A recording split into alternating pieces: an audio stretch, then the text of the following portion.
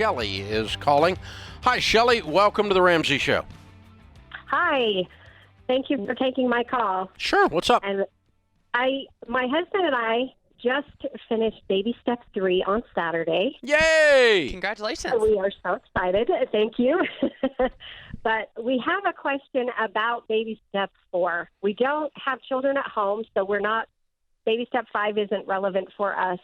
But my husband has a very generous pension plan. He makes about $112,000 a year in retirement. And so we're trying to figure out if it's reasonable for us to not worry about step 4. We don't have earned income, so we can't do an IRA or anything like that. We'd need to do a mutual fund. Should we just skip over to 6 and focus on paying off our house? How old are you guys? He's 57 and I'm 54. Why do you have no earned income?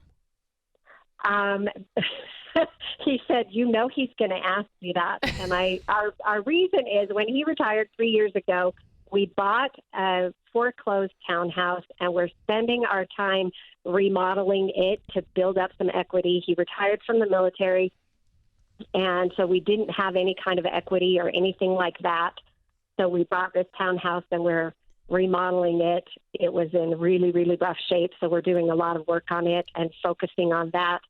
And cool. When will that be done? Hopefully by the end of 2022, we'll have everything that we want finished. And we've been cash flowing all that along the way. Yeah. And what do you owe on the property? We owe $99. Okay. All right. And we have probably about, I don't know, maybe $15,000 worth of work we still want to do. He takes survivorship on his military pension? Yes. Okay. So it goes from 112 to 80 when he dies? Right. Okay. That's what scares me, is that something happens to him before you guys execute your plan. Right. And you're living on his survivorship pension until you go get a career. And you've still got and you've still got debt on the house, and you've still got absolutely no money other than an income. Right. And that just scares me. It doesn't feel like a solid plan. Okay. So I want you to start building up a nest egg. I appreciate his service, and I appreciate he's got a great military retirement plan. He obviously was an officer or something, or way up there anyway. And an officer for a lot of years, yes. And I appreciate his service. And but he worked so hard for that pension that I'm a little bit afraid he's leaning on it too hard. Okay. In this plan, and I don't want it to leave you vulnerable. I'm really not worried about him. I know. We talked about that. He'll be fine without me. Well, we're talking about monetarily speaking, honey. But yeah, this is the way we plan all the estate planning around my house. Is apparently I'm going to die first, which makes me rather worried. Sharon has this planned thoroughly, but yeah. So that's the thing. I want you guys to have some money, and so.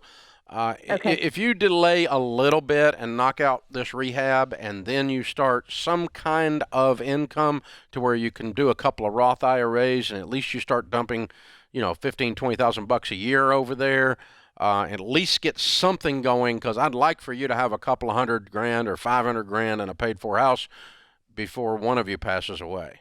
Right. Okay. We do have about $180 in a thrift savings. Oh, I missed that. Sorry, I didn't know that. We do have that gives me a lot more comfort then. If you want to finish the rehab, if you want to tear into it, that you could do that, I guess. But the downside of not following the baby steps here is you're not building that nest egg, which is your comfort. Right. So you've got that 180. The good news is that in 7 years, by the time you're in your early 60s, if you don't do anything with that 180, it's going to be 360. If you've got it invested in, like I tell you to, in the thrift, in the C plan, the S, and the I. And so, so you have $400,000 by the time you're 60, and 61, and you'll be okay doing this. But the downside is I don't want you to extrapolate this too far. Let's get that rehab done, and then start investing, because I worry about. I always want you to have more money than just the pension, having that nest egg gives you a lot of peace. Yeah, have more options, and well done on cash flow and the renovation. So that's a good step in the journey.